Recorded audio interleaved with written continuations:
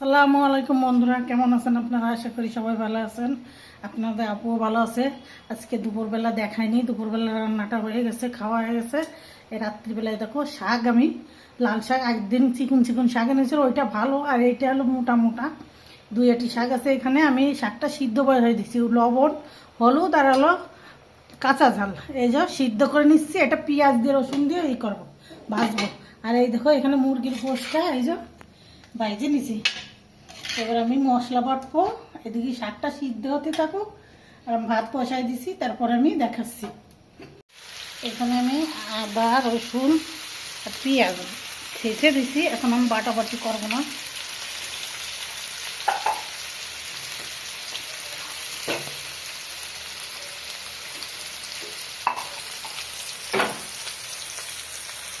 আর যেমন ধরে এদিকে লাল শাকটা হচ্ছে, ডাল শাকটা একটু ভাজা ভাজা হচ্ছে। আর এখানে জিরা দিয়ে দিছি। জিরা দিয়ে দিলাম। আজকে ঝালের গুঁড়িটা নেই, ঝাল বাড়তি মনে হতে না, আস্ত দিচ্ছি ঝাল। এই যে আজকে আড়াআড়ি রান্না করছি। আমার মতন কে কে রান্না করেন কমেন্ট করে জানাবেন। আমি এই দেখো আড়াআড়ি রান্না করছি, ঝালের গুঁড়িটা নিন।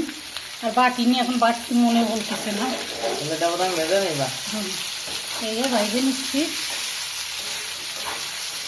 আমাদের এই মনটা খুবই খারাপ। আমাদের এই পাশে একজন মারা গেছে, একটা বেশি বয়স না, অল্প বয়সে। আর ওই তার পাশে ওরা বিয়ে হচ্ছে, কের হাসি ফের খুশি। আল্লাহ কেউ হাসাতেও পারে, আবার কেউ কাঁদাতেও পারে। যার বিয়ে আসছে তারা তো হাসতেছে, আর যাদের মারা গেছে তারা তো কাঁদতেছে। এই দেখো ভাজা ভাজা হয়েছে, পুরো লাগিয়ে আসছে। এটা বন্ধ করে দিচ্ছে। তাহলে এটা হবে, তাহলে দেখাবো। আর এখানে এই যে হলুদ দিয়ে দিচ্ছি।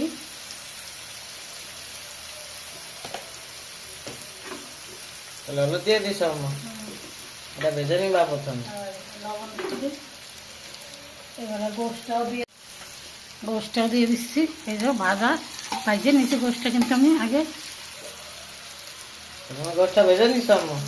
আমি আম্মা তোমার গোশটা ভেজে নিছে। এবার আমি এটা নাড়াই চড়াই, তারপরে পানি দেবো, নাড়া করে কষার পানি দেবো, পরে জলের পানি দেবো। এখন কি কষার পানি দিবা?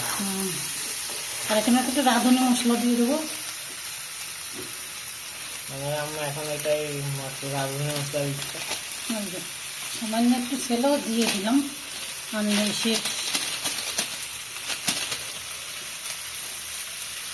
এবার আমি একটু পানি দেবো, কষার পানি দেবো।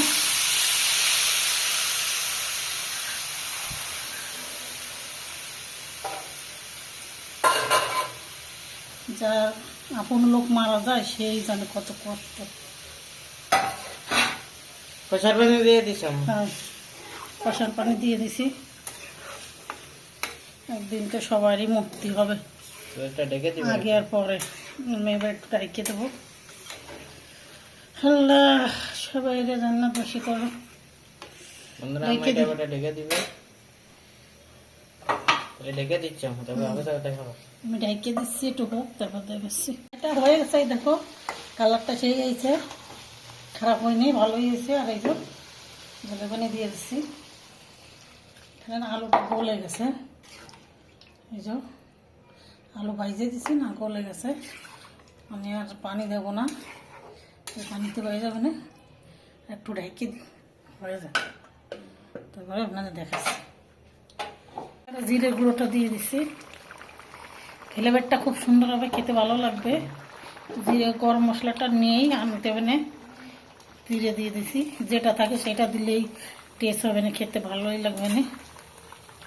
এই যে এবারে বন্ধ করে দেবো একটু জাল হলে। এই দেখো আলুটা গলে গেছে। এই যে এটা কিন্তু একদম মাখা মাখা হয়ে গেছে। এবার আমি বন্ধ করে দিস আম্মা। হ্যাঁ, এবার বন্ধ করে দিচ্ছি। এটা দম বসুক, তারপরে দেখাচ্ছি। বিসমিল্লাহ বন্ধুরা, শাক দিয়ে কিরম হয়েছে। আমি আর আমার ছেলে দেখো ওর ভাত নিয়ে নিছি ওইখানে, আর এই যে আমার খেয়ে নিবি।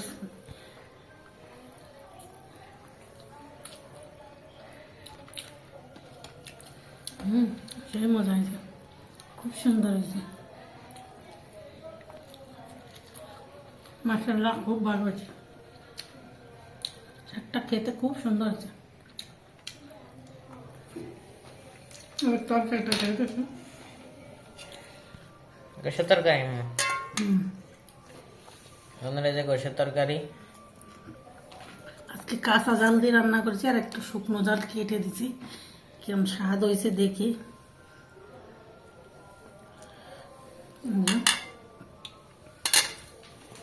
খেয়ে দেখি টেস্টি কিরম হয়েছে।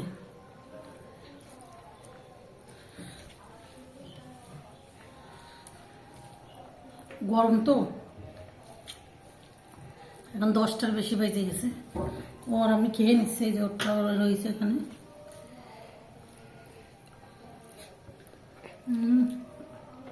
সে স্বাদ হয়েছে বন্ধুরা, খুব মজা হয়েছে। তাহলে খেয়ে নিবা এটা বন্ধুরা, আমি এটা খেয়ে নিবে। খুব সুন্দর হয়েছে বন্ধুরা, আপনারাও বাসায় আমার মতন এরকম করে রান্না করে খেয়ে থাকবেন, খুব মজা হয়েছে। তাড়াতাড়ি করে রান্না করলে ভালোই লাগে। আর এটা আজকে কাঁচা জাল দিয়ে রান্না করেছে, খুবই মজা হয়েছে। আপনারা বাসায় রেসিপিটা তৈরি করে খাবেন, খুবই ভালো লাগে খেতে, খুব মজা লাগে। আল্লাহ হাফেজ।